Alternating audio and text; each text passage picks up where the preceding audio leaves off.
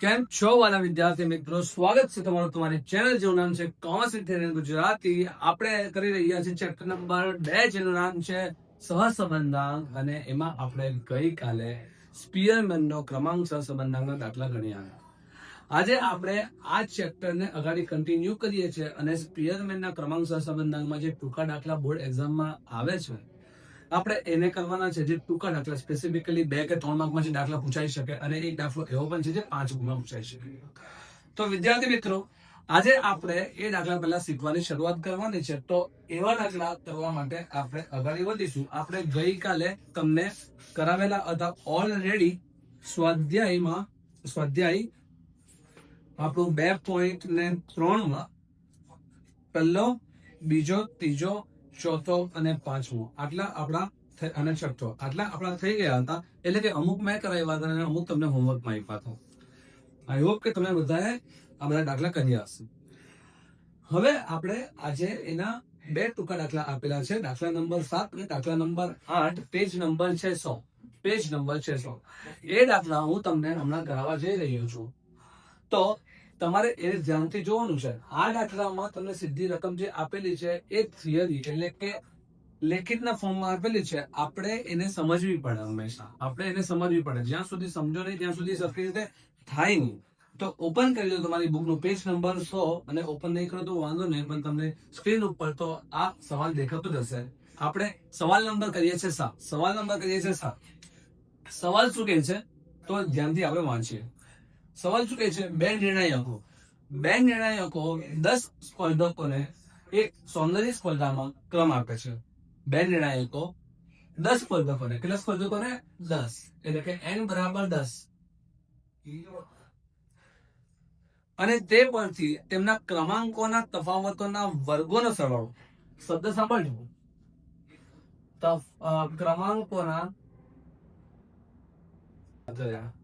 ક્રમાંકોના તફાવતોનો વર્ગોનો સરવાળો. વિદ્યાર્થી મિત્રો, આપણે ગઈકાલે જોયું હતું કે જ્યારે પણ આપણે ક્રમાંક સહસંબંધાંક શોધીએ તો આપણે તફાવત કાઢતા હતા, એટલે કે ડી શોધતા હતા. ડી એટલે કે કઈ રીતે શોધતા હતા? આપણે RX માઇનસ RY કરીને આપણને ક્રમ આપેલા હતો. તો અહીંયા જો કઈ આવું જ લખ્યું છે, ક્રમાંકોના તફાવત એટલે RX માઇનસ RY, એટલે કે જેને આપણે જવાબ કહેતા હતા ડી. ક્રમાંકોના તફાવત દર્શાવતા હતા ડી તરીકે. એના વર્ગ એટલે કે એનો વર્ગ, અને સરવાળો દર્શાવીએ સિગ્માના રીતે. એટલે કે ક્રમાંકોના તફાવતોનો વર્ગનો સરવાળો એનો મતલબ થાય sigma D square. Sigma D નો સ્ક્વેર કે પછી સિગ્મા ડી નો વર્ગ, તમે કઈ પણ કહી શકો. એ તમને આપેલો છે 214. આ પરથી ક્રમાંક સહસંબંધાંક શોધો. તો સર આપણે વિગત જે આપી છે એના પરથી આપણે ક્રમાંક સહસંબંધાંક શોધી દઈએ. ક્રમાંક સહસંબંધાંકનું આપણું સૂત્ર શું? R બરાબર 1 minus 6 into sigma D square છેદમાં n નો વર્ગ માઇનસ 1. આપણું સૂત્ર હતું. આપણે કિંમત મૂકી દઈએ. 1 માઇનસ 6 ગુણ્યા સિગ્મા ડી નો વર્ગ આપણને દાખલામાં આપેલો છે 214, અને છેદમાં n એટલે કે 10 નો વર્ગ માઇનસ 1. આપણે ગઈકાલે શીખ્યા હતા એવી રીતે પહેલા આપણે આ બ્રેકેટને સોલ્વ કરીશું.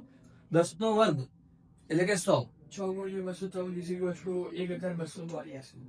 હા, મને આઈડિયા છે. પહેલા 6 ગુણ્યા 214 કરી દઈએ. 6 ગુણ્યા 214 શું આવશે? 1284. છેદમાં આ 10 નો વર્ગ પહેલા કરવાનો. 10 નો વર્ગ એટલે કે 100, માઇનસ 1 એટલે કે 99. 99 ગુણ્યા 10 એટલે કે 990 આવશે. હવે 584 ના છેદમાં 990, 4 ડિજિટ સુધી તો જવાબ લખવો છે. 1.2969. હવે એક માંથી આને માઇનસ કરી નાખો.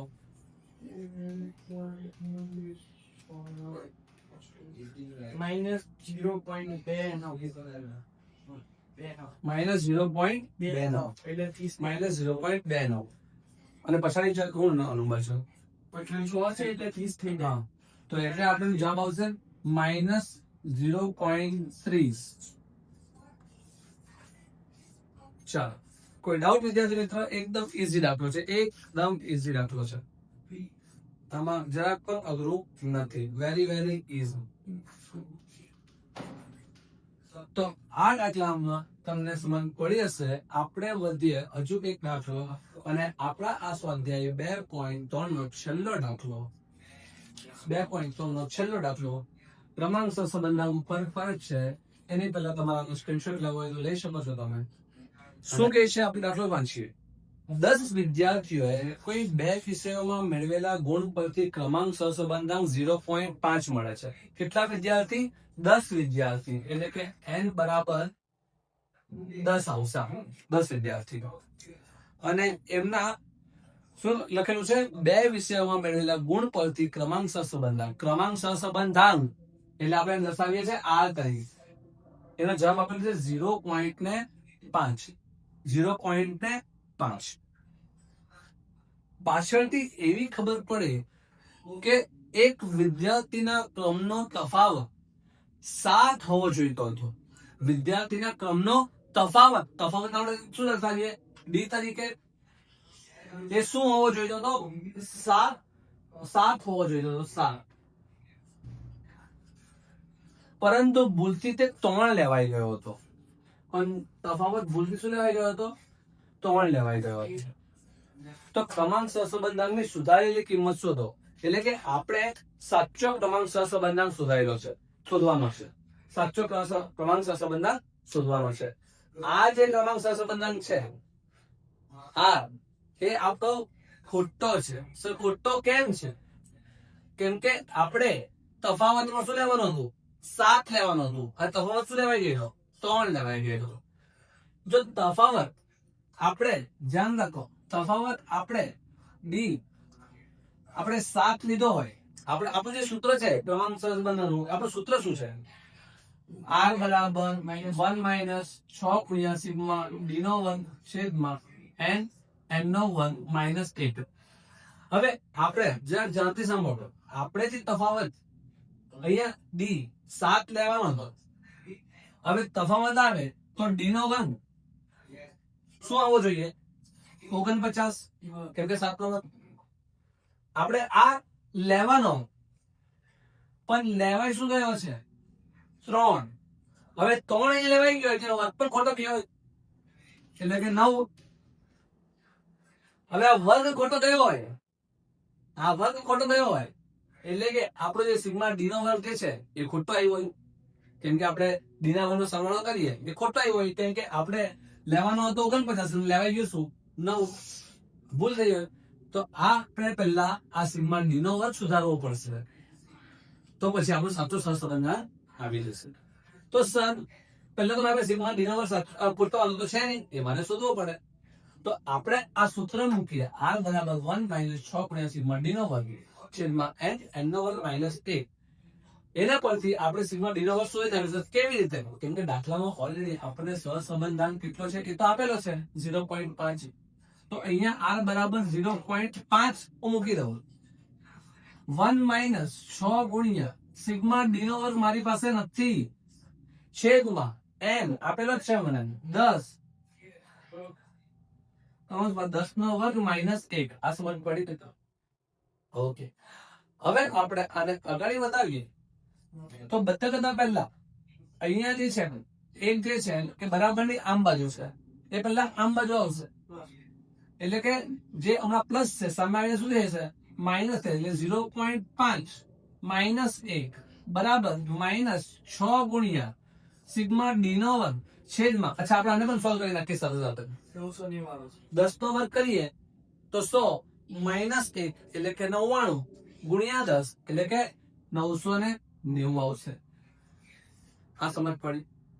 આ અઘરું છે ના સર? આટલું થઈ જાય પછી અગાડી સોલ્વ કરીએ. હવે 0.5 માંથી 1 જાય તો જવાબ આવે -0.5 બરાબર -6 ગુણ્યા સિગ્મા ડી નો વર્ગ ના છેદમાં 990.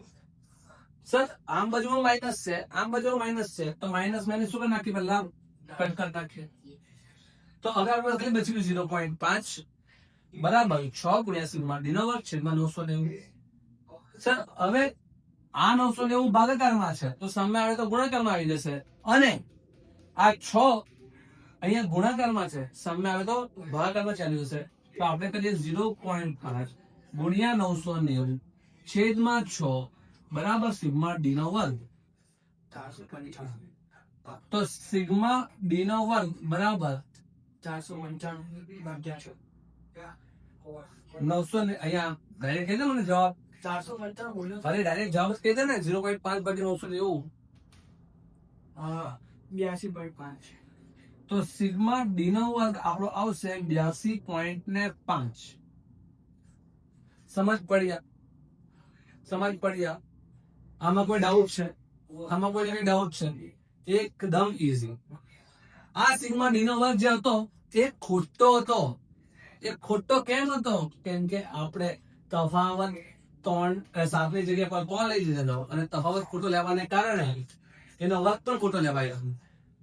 બરાબર છે? તો હવે આપણે આને સુધારીશું. હવે પહેલા આપણે આને ફેરવીએ. સાચો સિગ્મા ડી નો વર્ગ શોધવા માટે આપણે શું કરીશું? જો આ 82.5 તો આપણી પાસે છે જે ખોટો આવેલો છે. સર ખોટો કેમ આવેલો છે? કેમ કે આપણા ભૂલથી ડી લેવાનો તો 3, ભૂલથી લેવાનો હતો આપણે 7, અને લેવાઈ ગયો આપણો 3. ડી ખોટો લેવાયો એટલે આપણે એનો વર્ગ ખોટો ગયો, એટલે આપણે એને શું કરી નાખીએ? અહીંયા માઇનસ કરી નાખીએ, અને પ્લસ શું થવું જોઈએ? 49. શું થવું જોઈએ? 49. સમજ પડે છે? તો આનાથી આપણો સાચો સિગ્મા ડી નો વર્ગ આવી જશે. સાચો સિગ્મા ડી નો વર્ગ શું આવશે? મને ટોટલ તમે ગણતરી કહેતો. 122.5. હા 122.5 122.5. સમજ પડ્યા? એનું સૂત્ર શું જવાનું? R બરાબર 1 માઇનસ 6 ગુણ્યા સિગ્મા ડી નો વર્ગ છેદમાં n નો વર્ગ માઇનસ 1. 1 માઇનસ 6 ગુણ્યા આપણો સાચો સિગ્મા ડી નો વર્ગ શું આવ્યો છે? 122.5 છેદમાં n કેટલા છે આપણા? 10 છે, અને અહીંયા આવશે 10 નો વર્ગ માઇનસ 1. તો 1 માઇનસ પહેલા 6 ગુણ્યા 122.5 735 છેદમાં આવશે 990, કેમ કે 10 નો વર્ગ 100 માઇનસ 1 99 ગુણ્યા 10. હવે 735 ભાગ્યા 990 0.7424 0.7424.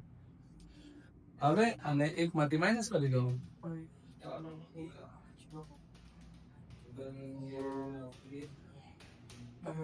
કયું છે? 0.2576 એટલે કે આપણો જવાબ આવશે 0.26. બરાબર છે? આ કેવો દાખલો છે? એકદમ ઈઝી. સર ખાલી શું કર્યું આપણે? આપણને ખબર હતી કે ભૂલથી ડી ખોટો લેવાયો છે. ડી ખોટો શું લેવાઈ ગયો છે? 3 લેવાઈ ગયો છે. ડી લેવો જોઈતો હતો, શું લેવો જોઈતો હતો? 7 લેવો જોઈતો હતો. ડી હવે 7 લેવો જોઈતો હતો, તો આપણે એના માટે ક્યાં ફરક આવશે? જો ડી ખોટો 3 લેવાયો એટલે એનો વર્ગ ખોટો ગયો. હવે આને આપણે સુધારવું પડશે. આ સુધારવા માટે આપણે શું કર્યું? પહેલા આપણી પાસે સિગ્મા ડી સ્ક્વેર નહીં હતું, તો આપણે પહેલા એને શોધી લીધું સૂત્ર પરથી. હવે જે ખોટો સિગ્મા ડી સ્ક્વેર છે એમાં જે ખોટો નવો લેવાઈ ગયો છે એને કાઢી નાખ્યો, અને સાચો 49 નાખવાનો છે એને નાખી દીધો. અહીંયા આપણે કર્યું, અને આપણો સાચો સિગ્મા ડી સ્ક્વેર આવી ગયો.